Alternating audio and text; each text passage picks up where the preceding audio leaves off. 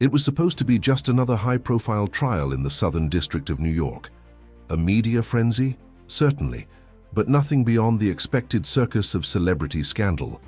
That changed at precisely 10:42 a.m., when federal prosecutor Dana Leung handed a sealed envelope to Judge Marshall T. Keller, sending a ripple of tension through the courtroom. The judge's eyes narrowed as he read the contents. Then he looked up directly at the defense table. "Mr. Wynn," he said slowly, addressing Diddy's attorney, "do you wish to respond to these new evidentiary materials?" And just like that, the air changed.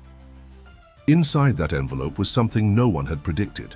A classified file tying Hollywood actor Leonardo DiCaprio to a network allegedly operating under Diddy's influence. The file wasn't part of any public disclosure. It had been slipped into the system through a sealed motion, quietly, urgently, and with clear intent. If this kind of story keeps you on the edge, make sure to hit that subscribe button and stay tuned for more shocking reveals. Back in the courtroom, every journalist's fingers froze above their keyboards. Even Diddy, for the first time in weeks, seemed unsure how to react. The file didn't name DiCaprio as a criminal yet, but it raised serious questions about repeated, unexplained interactions with key players under federal investigation. Meetings that took place on private yachts in the Mediterranean, late-night visits to estates in the Bahamas, money that moved quietly, invisibly, between shell corporations. Leonardo DiCaprio, star of The Revenant, Oscar winner, climate activist, had now become a shadowy figure in a legal thriller that threatened to pull him under. He wasn't in the courtroom. He didn't need to be. The mere mention of his name sent shockwaves from Wall Street to Sunset Boulevard. Outside, protesters shouted slogans. Inside, Judge Keller cleared his throat and requested a 15-minute recess, during which legal teams scrambled and the prosecution reloaded their approach. Who was really pulling the strings?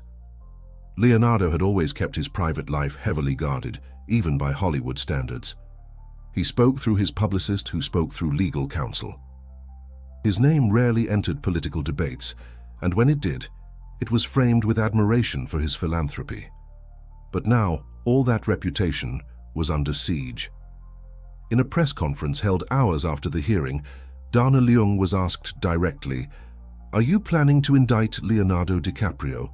Her answer was swift. "At this time, we are not commenting on ongoing leads." That wasn't a denial. It was a warning. Inside the courthouse, the mood had shifted. Judge Keller, a man known for his procedural rigor, now looked visibly perturbed. Diddy's attorney, Marcus Wynn, rose to object to the file's admissibility. "This is character assassination by proxy," he argued. "Leonardo DiCaprio has no official connection to this case, and to introduce him now in this fashion is nothing short of trial by media." But the judge wasn't swayed. He overruled the objection. The file would be reviewed in chambers, privately, but its presence had already detonated like a bomb. In the following hours, networks ran breaking news banners, and online threads exploded with speculation. Memes mixed with conspiracy theories. A-list names were tossed around like dice on a gambler's table. And somewhere in Los Angeles, far from the cold marble floors of that courtroom, Leonardo DiCaprio's inner circle met behind closed doors, phones on silent, strategizing. The actor wasn't just fighting for privacy anymore. He was fighting for survival, public, professional, and possibly legal. And the trial, it was only just beginning. The leak didn't come from the courtroom. It never does, not officially. It came from a source buried deep within the machinery of the case, someone who had access to sealed evidence and a reason to expose it. The digital trail led to an encrypted email, routed through several overseas servers, and landing in the inbox of a respected investigative journalist. The attached file was simple: dates, names, coordinates, and an unmistakable pattern of meetings between Leonardo DiCaprio and individuals now under indictment. No context, no commentary, just facts. Among the listed gatherings was a closed-door event aboard the yacht Amnesia, off the coast of Saint-Tropez. The yacht belonged to a corporate entity traced back to Diddy's financial circle. On July 14th of the previous year, DiCaprio was seen boarding it late in the evening, staying overnight and departing at sunrise. Present that night were at least 3 people now facing federal charges. Then came the transfers, $2.5 million wired through a Panamanian trust to an account under DiCaprio's environmental foundation. The donation wasn't publicized. In fact, it had never been acknowledged in any known record until now. Suddenly, the world saw him differently. Inside the walls of a Beverly Hills compound, DiCaprio's crisis team worked overtime. His longtime manager, Lyle Brenner, issued a sharp internal memo. Any public statement will exacerbate the situation. Total silence until legal review concludes. Still, the pressure was mounting. DiCaprio's attorneys were fielding calls from multiple federal agencies. Nothing was official. Everything was urgent. The media firestorm continued. Online sleuths dug up photos, blurry yet time-stamped, showing the actor in places he had never mentioned in interviews. Parties in Dubai, receptions in Monaco, underground galas in Miami, with security so tight that even mobile devices were banned. The narrative was spinning fast. Diddy's defense, meanwhile, turned aggressive. In a surprise motion, Marcus Wynn accused the prosecution of fabricating public spectacle. Mr. DiCaprio is not on trial, he argued in court, yet this entire campaign is engineered to guilt associate by proximity. It's baseless, irresponsible, and dangerous. Judge Keller responded only with silence and a slow nod. But the damage was done. Across the nation, the question grew louder. What exactly did DiCaprio know? Speculation spread that he might have been more than a passive guest, that he was possibly a conduit, or worse, a willing participant in laundering vast sums of money through celebrity-linked charities. Theories multiplied, many exaggerated, some disturbingly plausible. Despite no formal charges, the actor's legacy had entered a phase of open interrogation. And DiCaprio? He remained hidden. Photographers camped outside his home. Paparazzi tailed black SUVs through the Hollywood Hills. Every shutter click now echoed like a courtroom gavel. But inside his estate, decisions were being made with surgical caution. He would not appear at the trial. He would not issue a denial. Not yet. What unsettled his team the most was the sudden shift in tone, from curious coverage to outright suspicion.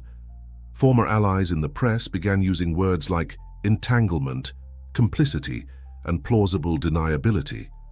Entertainment hosts ran timelines. Financial reporters cross-referenced non-profit audits. No one was asking about his next film.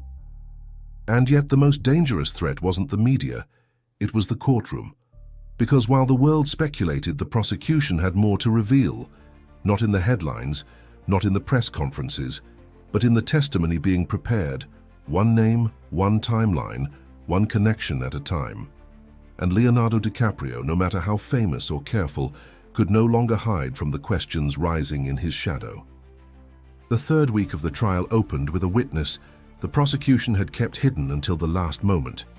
Courtroom whispers turned into full-blown speculation when an agent from the FBI's Organized Crime Division stepped forward, flanked by federal marshals.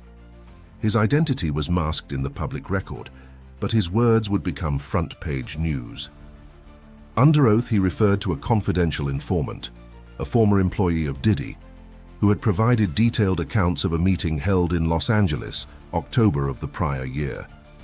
According to the agent, present at that meeting were 2 senior figures from an international smuggling ring and Leonardo DiCaprio. There was a collective gasp in the courtroom. Dana Leung, poised and exacting, guided the witness through his testimony. DiCaprio's name appeared in travel logs. His vehicle had been tracked, entering and exiting the premises. The informant stated that while DiCaprio did not lead the meeting, he stayed for its entirety and had private discussions afterward with one of the alleged financiers. The defense pounced. Marcus Wynn rose, his voice sharp. Is there any material evidence, recordings, signed statements, photos, placing Mr. DiCaprio in direct communication regarding illegal transactions? The agent hesitated. Not in this testimony, he answered. It was a carefully phrased response, but the room caught the weight behind it. Not in this testimony. Wynn pushed harder. You're suggesting, without proof, that one of the most recognizable public figures in the world, is involved in a criminal conspiracy based solely on an unnamed informant's recollection. The prosecution objected. Judge Keller sustained it. Still, the seed had been planted. Across news networks, the phrase "private discussions" echoed ominously. Analysts debated the credibility of informants, the legality of mentioning uncharged individuals, and whether DiCaprio had become collateral damage in a war between federal prosecutors and a music mogul who refused to back down. Back in Los Angeles, DiCaprio's legal team made their move. They filed an emergency motion to block any subpoena that might compel his testimony, citing irrelevance and potential harm to his public image. The motion was precise, clinical, and worded to avoid any admission of liability. Privately, though, they were rattled. An emergency conference call between DiCaprio, his lawyers, and two former federal prosecutors revealed the actor's growing concern. "If I testify," he was quoted as saying, "they'll paint me into this thing no matter what I say." He wasn't wrong. In public opinion, the line between witness and suspect had already begun to blur.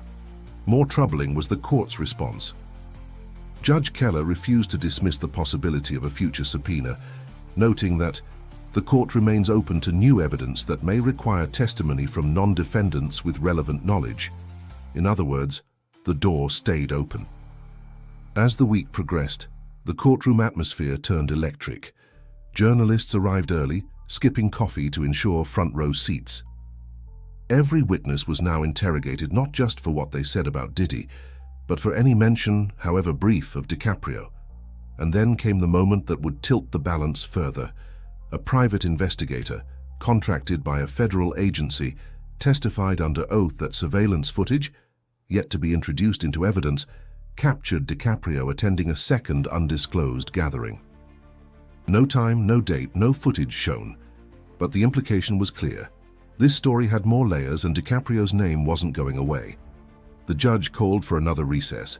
The defense requested an in-camera review of the alleged footage. The prosecution agreed.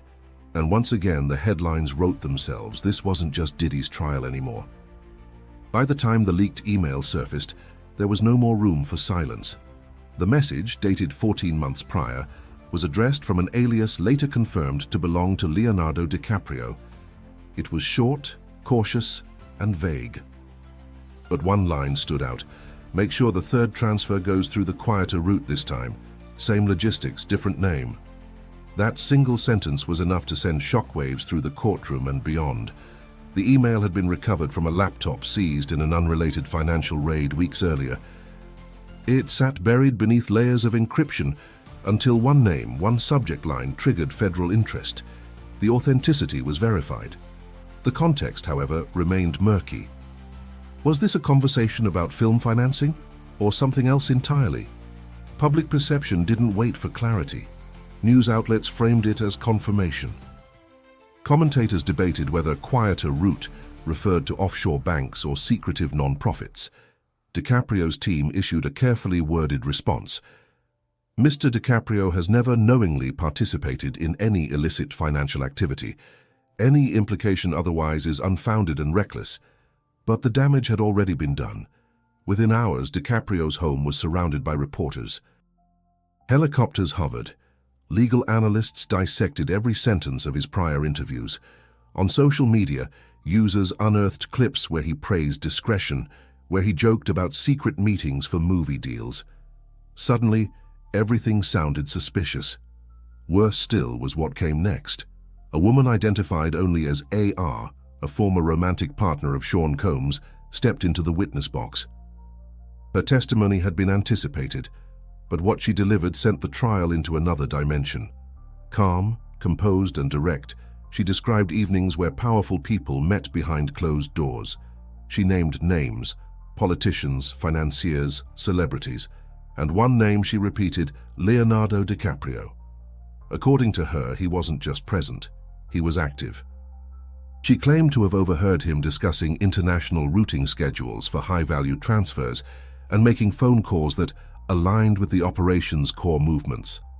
She said he carried coded notes and that he was trusted by both the entertainment and logistics arms. The courtroom held its breath.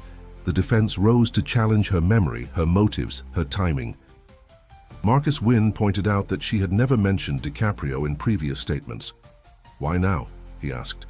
She replied simply, "Because I was scared, and because no one asked the right questions." For DiCaprio's team, it was a crisis with no easy exit. He wasn't on trial, but now he was embedded in the case's narrative, in testimony, in evidence, and in the public imagination. Back in private, those closest to him described a man unraveling. He reportedly reviewed legal documents late into the night, replayed conversations from years prior, and asked questions no one could confidently answer. "Do you think they'll indict me?" It was a real fear, not because the evidence was airtight, but because the tide had turned. He had gone from Oscar winner to question mark.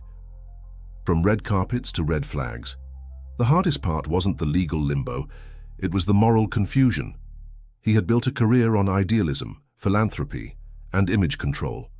But now, every pristine facade was being dissected for cracks, and he couldn't control the narrative anymore. With the trial's most explosive week coming to a close, one thing had become clear. Leonardo DiCaprio wasn't being dragged into the story. He was already part of it. In the end, it came down to interpretation. The federal prosecutors chose not to file charges against Leonardo DiCaprio. The official statement was clinical. "At this time, we do not have sufficient evidence to pursue legal action against Mr. DiCaprio. This decision is subject to change pending further developments." No conviction, no indictment, but no vindication either. The silence that followed was deafening. For Diddy, the outcome was mixed. The jury found him guilty on 2 counts, financial misconduct and conspiracy to commit international trafficking. He was acquitted on others, including the more severe charges tied to human exploitation. Still, the verdict sent a message. The courtroom remained still as the sentence was read, and Diddy's expression never changed. For DiCaprio, there was no courtroom to face, only the court of public opinion. His name had become inseparable from the story. Though never officially labeled a suspect, he had been framed as a silent participant, a man whose fame offered camouflage, whose silence now spoke volumes. In the weeks that followed, DiCaprio took a step no one had predicted. He disappeared. There was no farewell post, no carefully drafted statement, just absence. His team confirmed he had stepped away from public engagements, halted all film negotiations, and suspended appearances for upcoming environmental campaigns. It wasn't a retreat. It was a withdrawal. Hollywood responded in kind. Several studios placed projects on indefinite hold. Sponsors quietly pulled out of long-standing partnerships. Former collaborators gave guarded interviews, using words like conflicted, unsettled, and surprised. But not everyone turned away. A segment of the public remained fiercely loyal. They argued that DiCaprio had done nothing illegal, that guilt by association was dangerous, and that his work, his contributions to film, to the environment, to global awareness, could not be erased by vague accusations and circumstantial appearances. Still, something had changed. The man who once stood as a beacon of purposeful celebrity now faced questions that couldn't be answered with a red carpet smile or an award-winning speech. What did he really know? Did he knowingly benefit from the shadow network tied to Diddy? Was his silent strategy or shame? The entertainment world moved forward as it always does. New scandals arose. New headlines captured the public's short attention span, but the memory of this trial lingered, etched in a new cultural lexicon where fame no longer guaranteed immunity. And for Leonardo DiCaprio, the legacy he had spent decades building was now written in a different tone, not erased but altered. In the final court briefing, Judge Keller addressed the courtroom with a closing statement that felt aimed beyond the trial. Power and prestige may protect reputation, but in the face of truth, no one stands outside accountability. History remembers more than verdicts. It remembers shadows. Outside the courthouse, the sky was gray. Crowds began to disperse. Reporters filed their last pieces. The world spun forward, but in the quiet corners of Beverly Hills and the hushed corridors of studio boardrooms, one truth remained. The case had changed everything. Not just for Diddy, not just for the accused, but for anyone who believed that secrets, no matter how deeply buried, would never surface. And if you want to keep diving into stories the world isn't supposed to hear, subscribe now and click the next video on screen. You won't believe what's coming next.